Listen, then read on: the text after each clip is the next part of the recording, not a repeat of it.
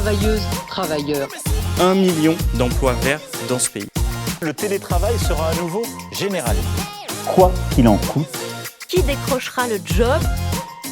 Patati et patata. Bonjour à toutes et à tous et bienvenue dans Patati et Patata, l'émission qui va chercher l'information RH là où elle se trouve, c'est-à-dire auprès des experts qui vivent les ressources humaines au quotidien. Donc on entend, on lit, on le répète, de la part d'un grand nombre de personnes, des conseils, des best practices, des tendances et patati et patata. Donc pour remettre de l'ordre dans tout cela, on demande à notre experte du jour, Caroline Leroy, qui est directrice des RH chez Payfit. Pour introduire Payfit, peut-être Jérémy ? Alors pour ceux qui nous rejoignent, oui merci Thibaut. Payfit est une licorne française proposant un logiciel dédié à la gestion de la paie et des ressources humaines. Les RH peuvent désormais automatiser certains process RH pour se concentrer sur l'essentiel. Cette année, l'entreprise a levé 90 millions d'euros en début d'année. Félicitations donc Payfit et bienvenue Caroline. Ma première question est une question toute simple. Quelle est l'ambition de Payfit après une levée si extraordinaire en ce début d'année? Quels sont les premiers enjeux, les premiers objectifs? Bonjour Thibaut, bonjour Jérémy, merci de m'avoir invité.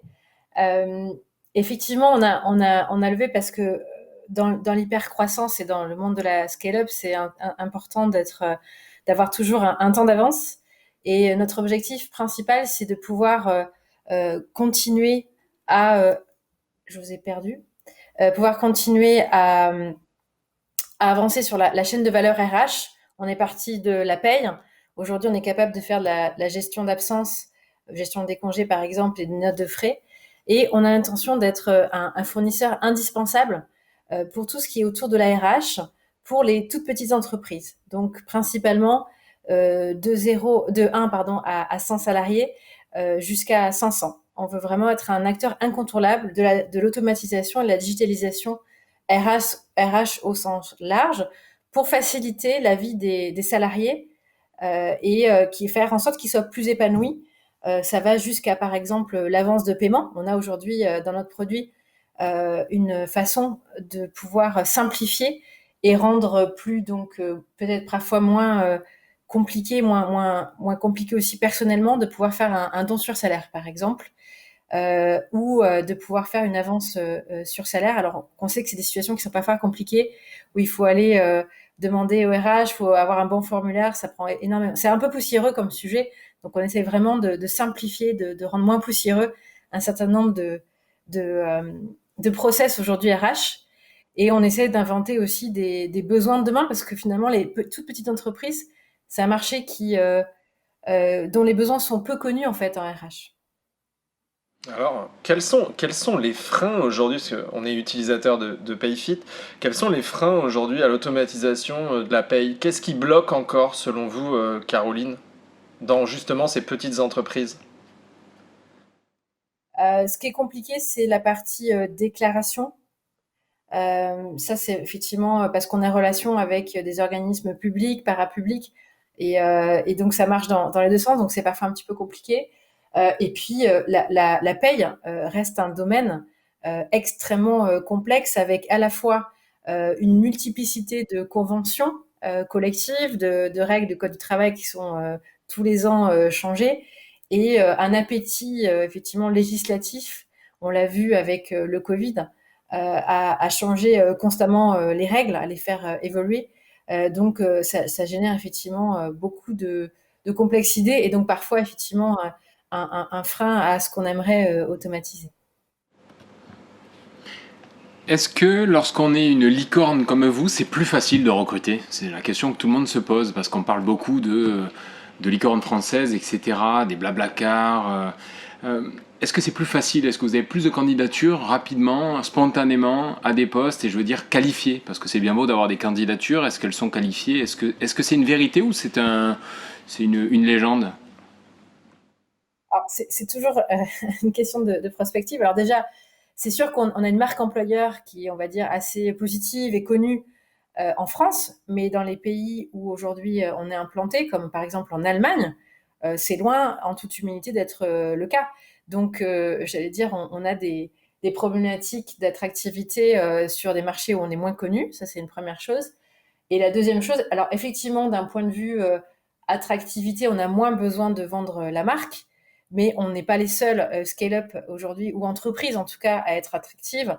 Et on voit qu'on a les mêmes problématiques de talent, les mêmes marchés pénuriques, notamment en tech. On s'écharpe pour les mêmes candidats ou les mêmes candidates. Donc, j'allais dire, oui, c'est sûr que ça nous aide à attirer un certain nombre de candidats ou de candidates, mais nos problématiques de marché pénurique, mais aussi d'adéquation avec les valeurs et la culture, on est exigeant là-dessus, reste aussi un enjeu pour nous. Alors, quels sont vos leviers d'acquisition aujourd'hui? Est-ce que, comme tout le monde, finalement, vous postez des annonces, vous recevez des CV, ou est-ce que, en tant que licorne, start-up qui réussit, vous avez un autre process qui est mis en place? Est-ce que vous avez, là aussi, peut-être automatisé les choses sur la partie recrutement? En toute humilité, c'est un des champs qu'on doit aujourd'hui professionnaliser. On a une super équipe de recrutement qui fait un énorme travail pour faire en sorte que on abatte des volumes de recrutement importants et qu'on conserve notre identité, c'est-à-dire avoir une expérience très bienveillante auprès de nos candidats, s'assurer qu'ils aient des feedbacks qualitatifs. Voilà, ça c'est vraiment notre trait de marque. Donc faire que l'expérience candidat soit la plus bienveillante possible, ça fait partie de nos valeurs. Maintenant, on a des enjeux très très importants. Donc, on a développé toute une politique de referral et on travaille aussi avec des cabinets.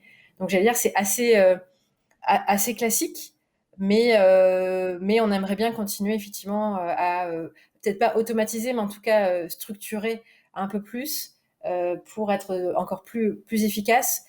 Et aussi parce qu'on a des enjeux, comme beaucoup d'entreprises, de diversité et d'inclusion.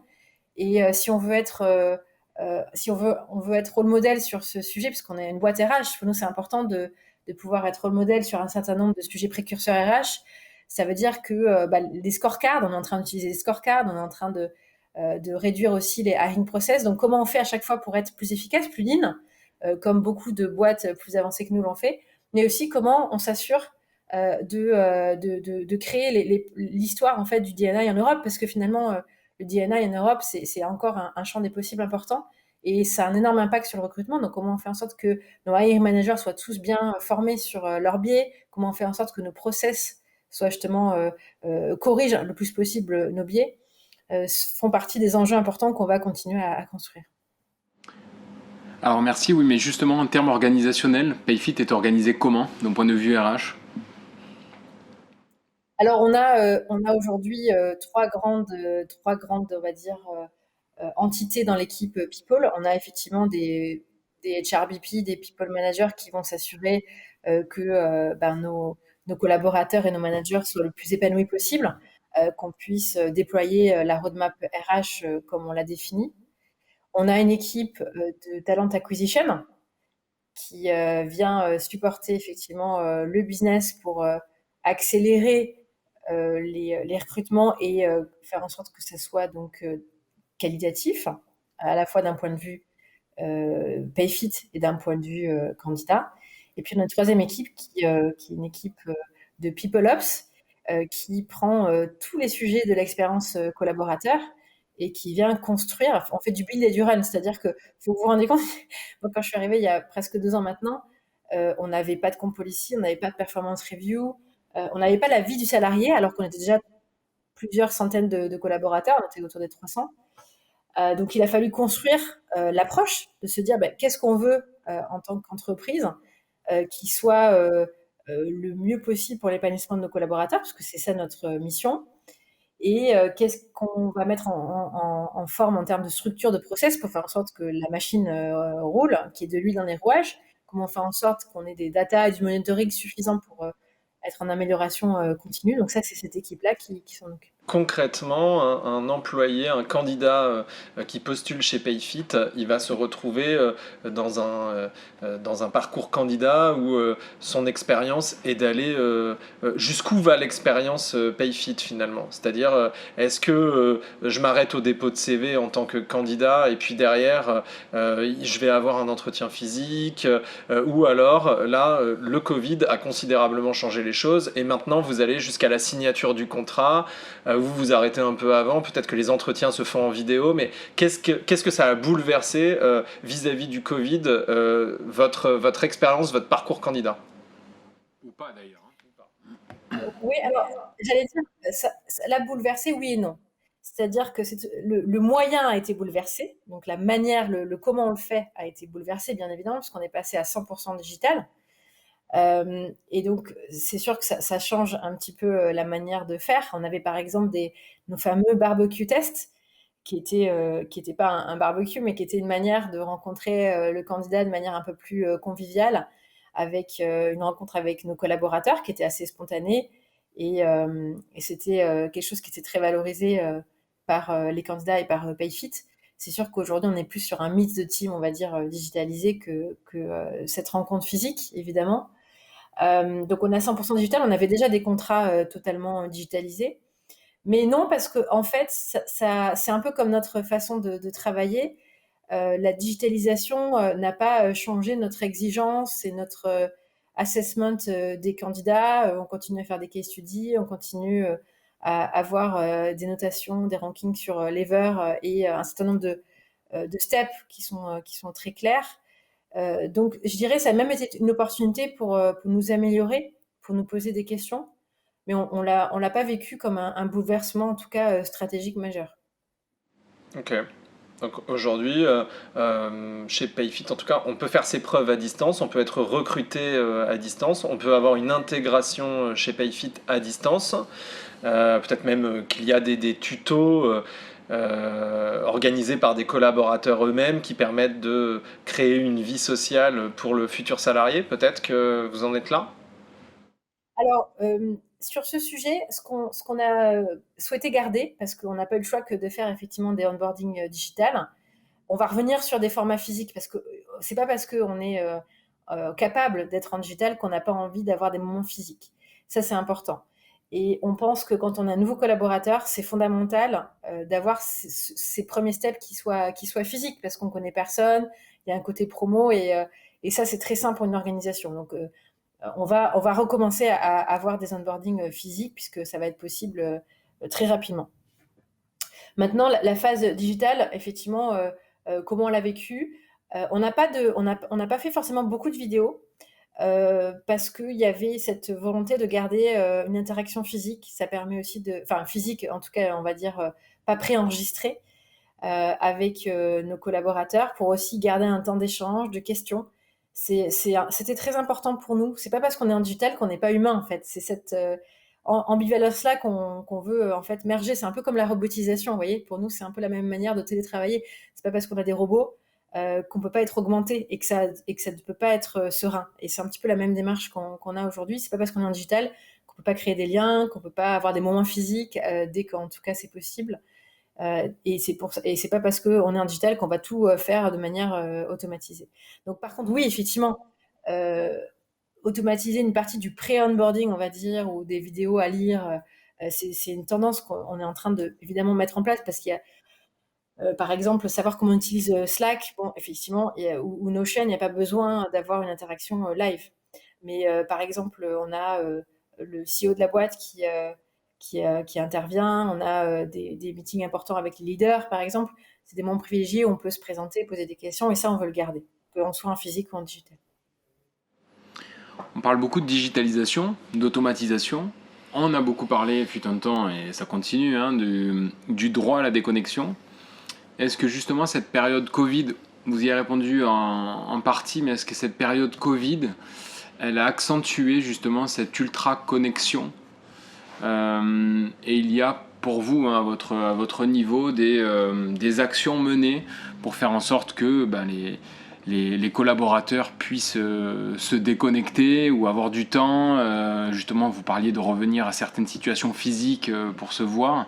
Est-ce que ça en fait partie? Est-ce que vous avez un programme spécifique? Comme toutes les boîtes alors surtout avec des jeunes collaborateurs, quand je dis jeunes, c'est-à-dire des collaborateurs qui viennent d'entrer sur le marché du travail, qui n'ont pas forcément du recul par rapport à ce qui est bien, pas bien. C'est sûr que d'avoir été, on va dire, mis dans le bain tout de suite du télétravail avec des charges de travail parfois importantes, ça a été compliqué sur certaines équipes, sur certains players, bien évidemment. Ça a été un challenge et ça le reste pour nous. Ça le sera moins parce qu'effectivement, il y aura des moments physiques, mais il y avait aussi, vous vous rappelez, notamment pendant le premier confinement, c'était compliqué d'avoir même des moments de déconnexion personnelle. On était extrêmement contraints. Donc j'espère qu'on en est sorti, mais on a eu tout un accompagnement RH et surtout managérial. Ça reste un enjeu pour moi structurel puisqu'on reste en work from anywhere. Donc ça marche bien parce qu'on est une entreprise très flexible. On dit aux collaborateurs, c'est à vous de vous organiser par rapport à votre flexibilité, où est-ce que vous trouvez votre énergie en termes de temps de travail. Donc on est très responsabilisant par rapport à ça. On est très conscient qu'à l'inverse, pour des collaborateurs qui ont peut-être du mal à s'autoriser des choses, qui sont sur des endroits où il y a beaucoup de pression client ou beaucoup de charge de travail, ça reste un enjeu, donc on est en train d'y travailler parce qu'on sait que ça va même rester après le Covid. Anywhere, mais pas anytime.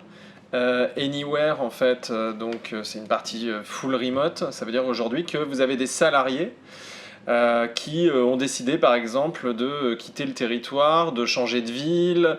Est-ce que vous avez des cas concrets de gens qui, depuis que vous êtes organisés de cette manière, ont décidé de finalement s'expatrier?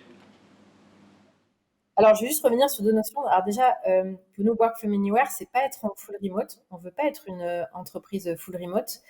On a défini un cadre souple de principe de vivre ensemble. Un de ces vivre ensemble, c'est de revenir au moins une fois par mois au bureau pour avoir des moments physiques d'échange. Pour nous, ça, c'est important. Donc, vous allez me dire, la définition, elle est comment dire, elle est un peu poreuse, mais cette notion-là, elle est importante. On veut vraiment que les collaborateurs puissent revenir physiquement régulièrement.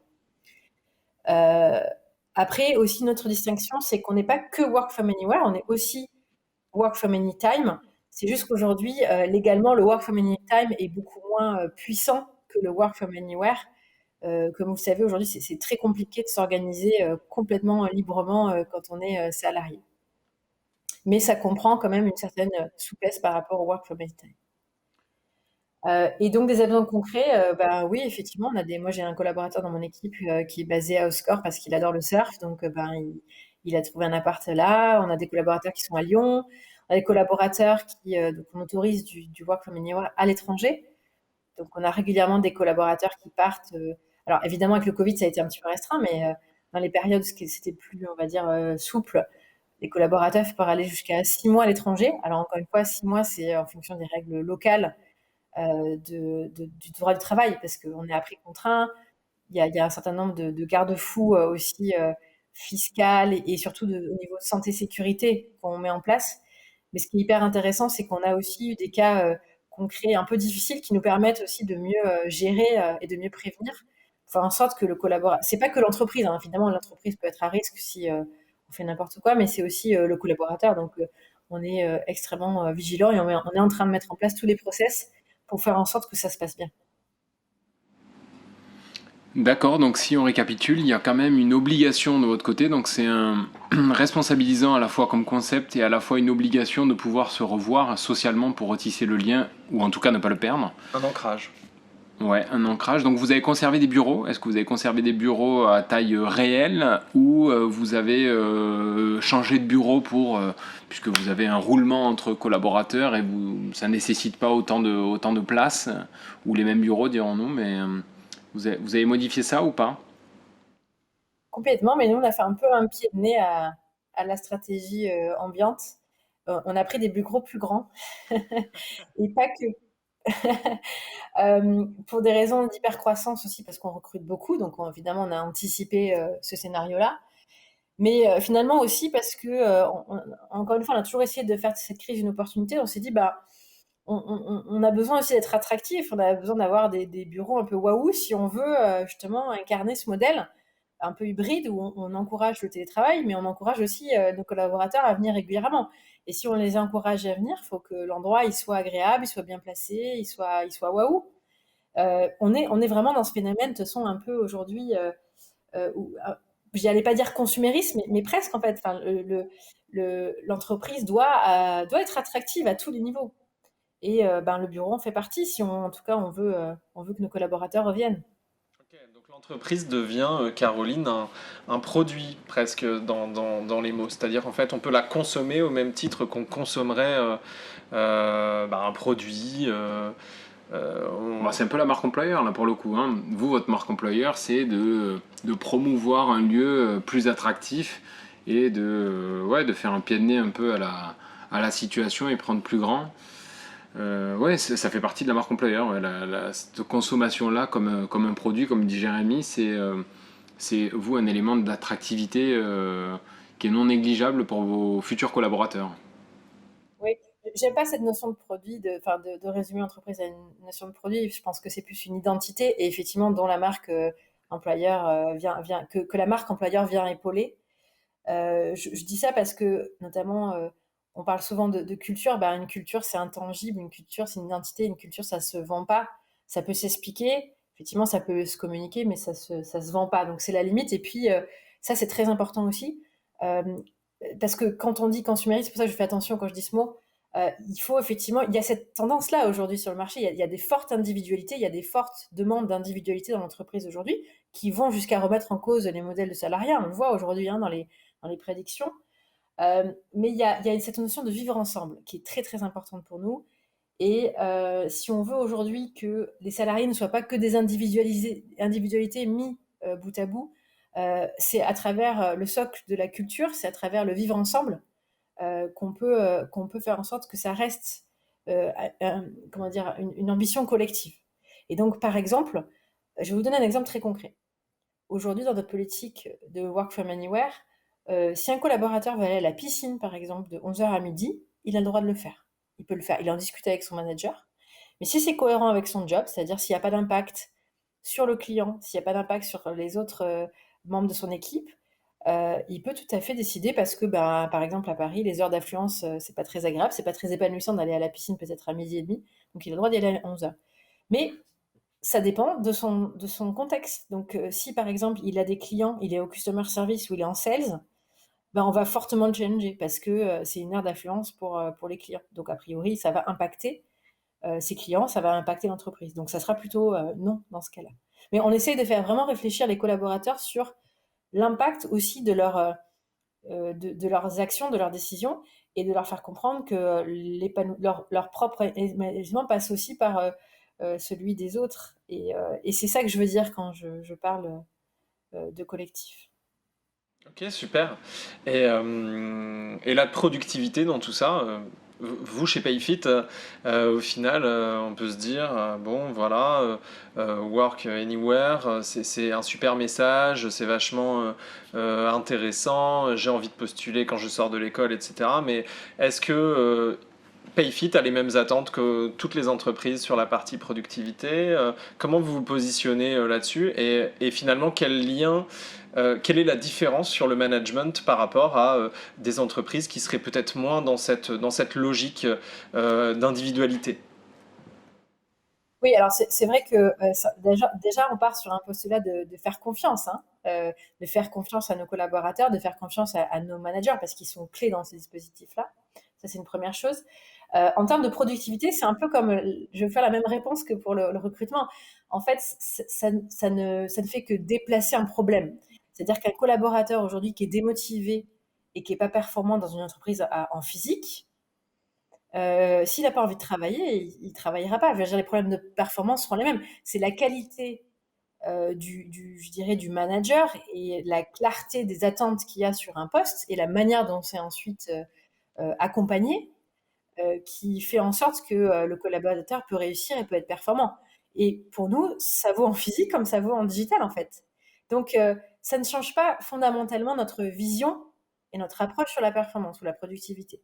Par contre, effectivement, ce qui change, c'est que la flexibilité amène de l'épanouissement, amène de la performance. Ça, c'est les collaborateurs qui nous le disent. En grande majorité, ça leur apporte plus de productivité. C'est une première chose. Et la deuxième chose, c'est que ça oblige les managers à être de meilleurs managers. Qu'est-ce que ça veut dire ? Ça veut dire qu'aujourd'hui, un manager, il ne peut plus aller dire à Pierre-Paul Jacques ah tiens, j'ai besoin de toi immédiatement, viens là, tiens, qu'est-ce que tu fais ? C'est effectivement moins spontané. Mais ça oblige le manager à être beaucoup plus organisé dans ses one-to-one, dans la manière dont il va mettre en place les rituels d'équipe. Parce que si on a un player qui est à Brest, l'autre qui est à Paris et l'autre qui est à Nantes, ça veut dire qu'il faut s'organiser pour se voir. Et donc, ça veut dire que quand on se voit avec des vrais sujets, il y a un vrai agenda, il y a des vrais moments de convivialité. Ça demande de l'organisation. Donc, pour nous, en fait, ça demande de l'accompagnement, évidemment, à ces managers. Mais pour nous, on pense que c'est en fait une opportunité pour être un meilleur manager. C'est un vrai parti pris. Est-ce que, Caroline, en fait, il y a un sujet qui vous tient à cœur, sur lequel, en fait, vous voulez insister ? Est-ce que vous voulez parler d'une partie politique, diversité, inclusion, QVT, ces choses-là ? Ou est-ce que vous voulez ajouter quelque chose qui vous paraît essentiel, en fait, chez PayFit ? Oui, bien sûr. Je l'ai un petit peu dit tout au long de l'interview. Notre vision d'entreprise, c'est d'être une source d'épanouissement au travail pour tous les collaborateurs, c'est-à-dire ceux de nos clients, mais ceux peut-être de nos prochains clients.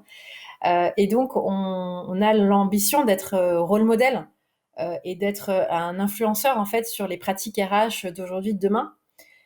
Donc, c'est pour ça, aujourd'hui, qu'on a une politique Work from Anywhere qui est très ambitieuse.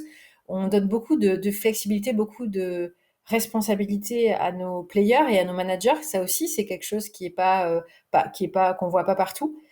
Et on a envie d'être précurseur et d'être innovateur dans les pratiques RH sur plein de sujets. Aujourd'hui, on l'est pas sur tout, mais c'est notre ambition de demain.